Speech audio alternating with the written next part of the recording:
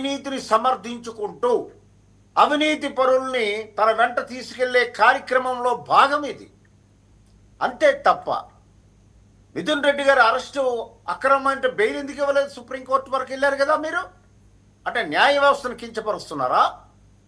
High court reject చేసింది, supreme court reject చేసింది, అప్పుడు మీరు లొంగారు, అరెస్ట్ అయ్యారు. అంటే ఈ హైకోర్టు సుప్రీంకోర్టు న్యాయ వ్యవస్థలో ఈయన మీద ఆరోపణలు ఎవిడెన్స్లు చూస్తాయి కదా, అది మీకు అర్థం కాదా? న్యాయ వ్యవస్థ ప్రక్రియ మీద మీకు అవగాహన లేదా? మీకు చాలా అవగాహన ఉండాలి. మీరు అనేక కేసుల్లో ఫైట్ చేస్తున్నారు అవినీతి ఆరోపణలు గతంలో. మరి ఈ రకంగా మాట్లాడడం ఎవరిని తప్పుదోవ పట్టించడానికి, ఏం మెసేజ్ ఇవ్వాలనుకుంటున్నారు మీరు ఆంధ్రప్రదేశ్ సమాజానికి?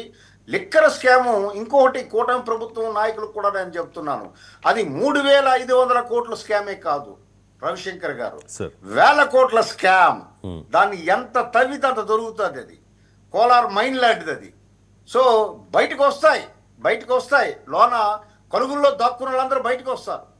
ఇంత స్కామ్ చేసి ఆ అవినీతి సొమ్ముతో మళ్ళీ అధికారంలోకి రావాలనేటువంటి ఒక కుట్ర పన్నినటువంటి వైఎస్ జగన్మోహన్ రెడ్డి గారు ఈరోజు ఆ అవినీతి కేసులో అరెస్ట్ అయిన మిథున్ రెడ్డి విషయాన్ని అంత తూతూ మంత్రంగా మాట్లాడడం అనేది బాధ్యత రాహిత్యం. అసలు అవినీతి మీద మీ యొక్క జవాబు ఏమిటి? ఆంధ్ర రాష్ట్ర ప్రజలకు మీరు చెప్పాలి. లిక్కర్ పాలసీలో గతంలో అవినీతి జరిగిందా లేదా? అవినీతి సొమ్ము ఎక్కడికి వెళ్ళింది? అంతిమ లబ్ధిదారుడు ఎవరు? ఇవన్నీ కూడా చెప్పవలసిన బాధ్యత మీ మీద కూడా ఉంది. మీ హయాంలోనే జరిగింది. మీరు చెప్పకపోతే ప్రభుత్వ అధికారులు దాన్ని వెలికి తీస్తారు, వెలికి తీసి బాధ్యుల్ని శిక్షిస్తారు, అరెస్ట్ చేస్తారు. అది ప్రక్రియ. ఆ ప్రక్రియను అడ్డుకోవడానికి ప్రయత్నించడం మంచిది కాదు.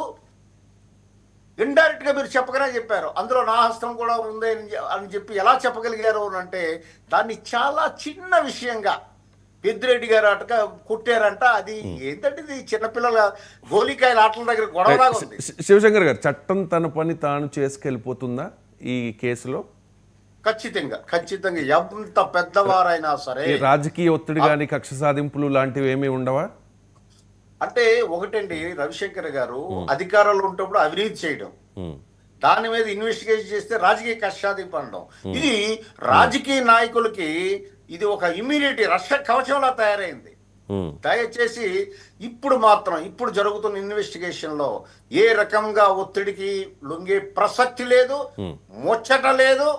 ఎంత పెద్దవారే అయినా సరే, మళ్ళీ అండర్లైన్ చేసుకోండి, ఎంత పెద్దవారైనా సరే అది జగన్ అయినా సరే సమానులే, జగనైనా సరే సమానులే, జగనైనా సరే సమానులు. అంతిమ లబ్ధిదారు జగన్ అని అందరికి తెలుసు అని చెప్పి కూటమి నేతలు చెప్తున్నారు. అది మనము ఇన్వెస్టిగేషన్ ఉంటే మాట్లాడకూడదు. ఎంత పెద్దవారైనా ఆర్టికల్ 14 బాబాసాహెబ్ అంబేద్కర్ గారి రాజ్యాంగం ఉంది, ఈక్వాలిటీ బిఫోర్ లా, అది ఖచ్చితంగా అమలు అవుతుంది. ఇది మాత్రం నేను ఖచ్చితంగా చెప్పగలను రవిశంకర్ గారు. రైట్ అండి.